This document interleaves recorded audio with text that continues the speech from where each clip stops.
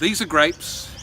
From these, great things come, including beautiful wine, which Greg Follett, you're responsible for at Lake Breeze, aren't you? Absolutely. Not from these grapes, but... Why not? What sort of grape is that? Can you tell? Well, that's a table grape, which has probably been in cold storage for about 6 months, so I wouldn't make wine from that.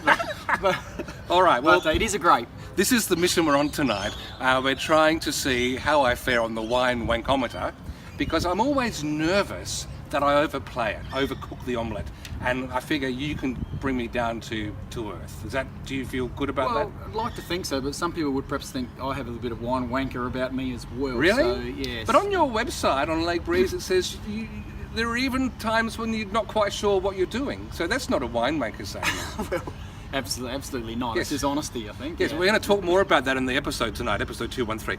So this is what we're going to do. I'll just get the wine waiter, he was here somewhere, to bring over a wine, because what I want to do is just show you what I do when I get a wine, and you tell me if I'm doing it too far. Hello, what have we got here?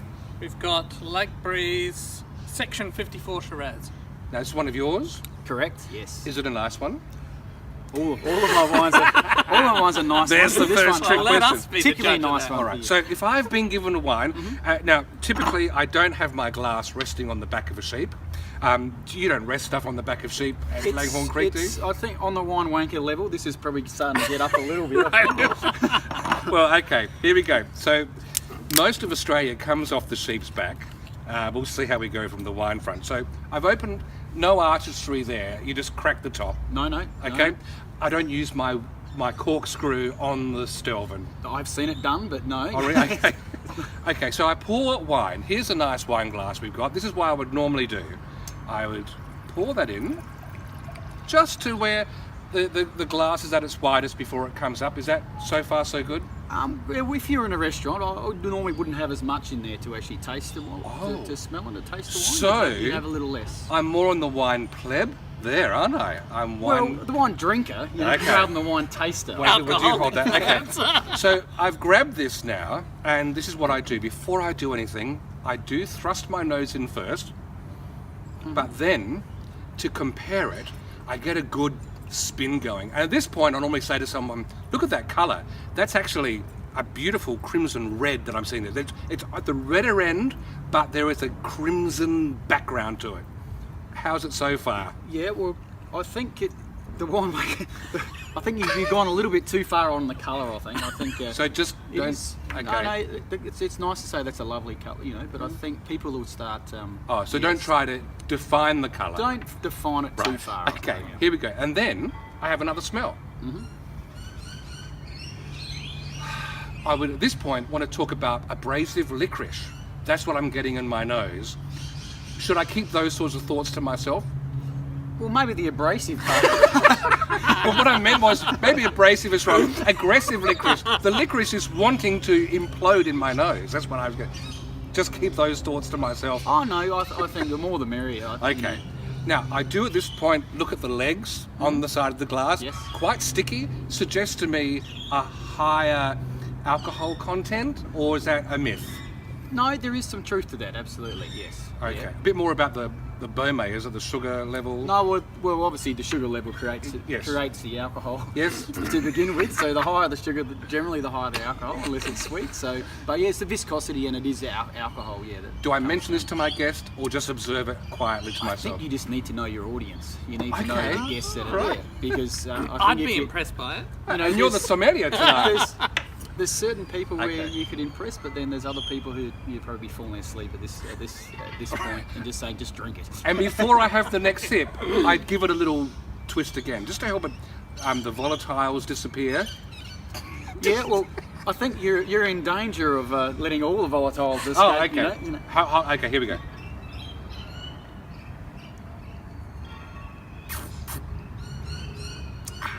Now where does that sit on the Wine Wankometer? That whole approach. Because I haven't been putting it on, that's what I would normally do.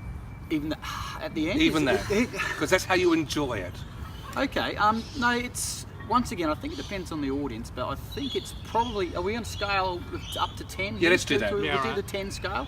I'd say it's probably 7 or 8. It's Really? getting there, yes. Is that getting socially awkward, 7 or 8? We Well- sort of aim for a 5. Is a 5 the safer to be? Well, the thing is, if you're a professional wine judge like Nick, who will be joining us Yes. later, they'll be doing a lot more, bringing oxygen in as well. And So at dinner with Nick, this is fine. yeah, absolutely. Dinner with a absolutely. normal human, That's probably not so. Nick's not so normal. No, that's right. Now, could I see you do this? How would you do it? Okay. Quickly bring in another bottle, please, wine waiter, because that way we guarantee to drink at least 2 of these tonight. No, this is just 2 of the whole Okay, scientific. so I'll need to. What have we got here? Okay, the 2015 Cab Sav. Beautiful. Okay, Okay, so Cabernet watch what he Sauvignon. does. Okay, well, He opens the Oh, corkscrew. Oh, I like look that. at Oh, that. interesting. You need your notepad. He twisted that 3 times. All right. That's it.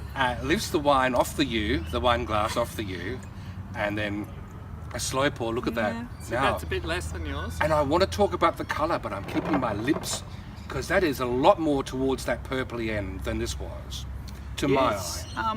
It's possibly to do with the late sunlight there, but yeah, I would normally just go straight for a small swirl. The late sunlight at the time of harvesting, or you mean actually now, No, while we're filming? right now. Okay. All right. They're from the same vintage. So. All right, same vintage. And so, look, there's not Yeah, much yeah. different. You've Yeah, had a and swirl. it's normally and just a little, Oh, yes, that furrowed brow. furrowed brow to sort of, make sure the mind's What did your nose get? Or would you not tell me? Well, I probably wouldn't tell you, even Okay. though if someone's sort of really looking, is that okay for the waiters here? I would just that's fine, thank you very much. Right. Can Yep. you leave us alone now for any? You want me to go? No. Yes. But yeah, a few little smells, a few little swirls, and then We'll have to look back at the camera. Oh. Oh, he did that. Oh. And you would do that at a table no, probably not at a table, not at home. by yourself? At home, if I'm tasting by myself, yes. Okay. But once again, there's a difference between wine tasting and wine drinking, I suppose. So Yes. if you just maybe you might do that to begin with, and then you just sit and enjoy the glass. Wow. Yeah. So our prelude episode heading in to the Royal Adelaide Wine Show 2017, which starts Sunday week. Greg Follett, our guest tonight. Nick Ryan's joining us for the audio version of this show, coming out tonight, episode 213. One thing I just noticed, and I need to correct the record. We both have our 2 fingers on the front and a thumb behind, but you've got 2 fingers underneath, and mine there's nothing there. Am I overthinking this now? I'm not sure. I think you are overthinking. Okay. I'm not sure Very that's good. that's Look. an actual technique. And just one quick little snippet. This is the man who'll be joining us for the audio version of the episode. Come and crouch down here, Mr. This is Nick. the reason why it's going to be audio only. Now watch quickly. Kneel down. How do you I'll never get up. drink?